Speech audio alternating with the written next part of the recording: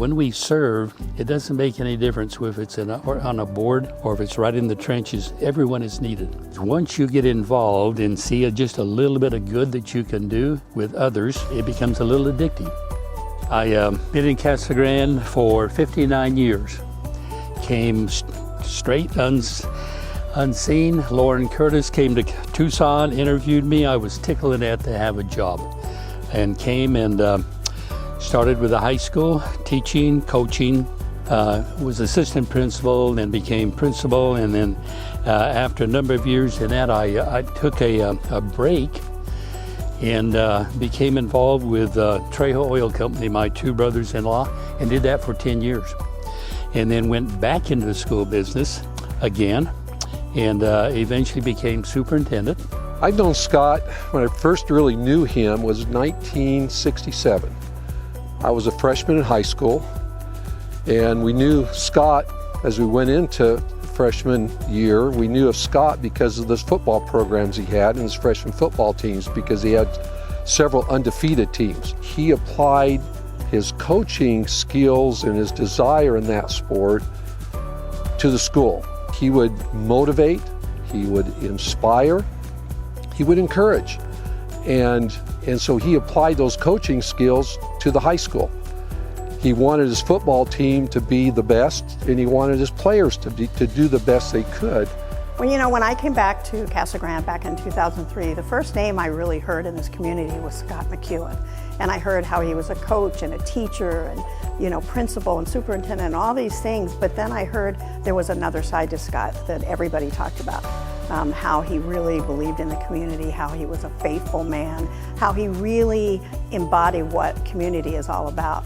And I've been fortunate enough over the years to be able to work with him on a number of different projects. And he's just a man of integrity and honesty, and someone that is just a genuine gentleman, that you know that if his word is good and that what he says, he's going to do, he's going to do. When I came to Casa Grande, I had no thoughts of, oh, I'm going to get involved and I'm going to help everyone and I'm going to help the individuals and organizations. I was focused on making a living and providing for my family eventually. And but then that transition, even while I was at the school, I found, I have time to serve, and so I became involved in some service clubs. I was president of the Kiwanis Club and joined a Rotary Club, and so I served there for a while.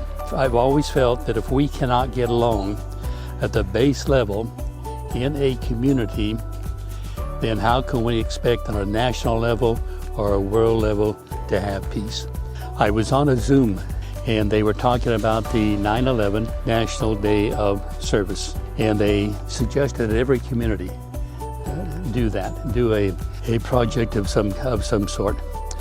I placed 2 phone calls. I called Mayor McFarland, ran it by him, and he jumped on board. And I contacted also Randy Roberts, because we felt we really would like to involve the school. And that was the centerpiece, having 100 football players be involved in the 9/11 project. So that's how it all began, and it was very successful right here in this area. We had about 350 volunteers after a rainy day, and we did that. That was phase 1, and then phase 2 we came back and with the football players and went up to paint CG Mountain. All he has to do is ask, and people just come running. And when you think about the weather that we were having, and we had all these people, there was nearly 300 people that came out, and we didn't even know if our cars were going to get stuck out at the mountain because of the fact that it had rained. But all these people, and not just groups, but families and individuals that didn't know Scott, showed up to help. And it was just one of those mornings that I looked around and I saw what one person did to make such a difference in our community. And he was just so respected and so loved by everyone out there. And he made people want to do better. And that's what being a community activist is all about. They'll forget the football season. They'll forget which teams they lost to. They'll forget which teams they won within 4 or 5 years. But they will never forget that experience of the camaraderie, working together as 2 different schools, opposition on the field, but serving in unity together. And it was really a good experience for us all. Getting to know Scott over the years, one thing that I know it's the most important things in his life is his faith, his family, and his friends. But Scott's friends are not those that are immediately around him.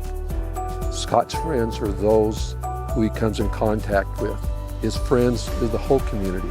And I think that's one of his things in serving, is he's serving not only community, he's serving his friends. We know the two great commandments. One is to love God and one's to love your neighbor.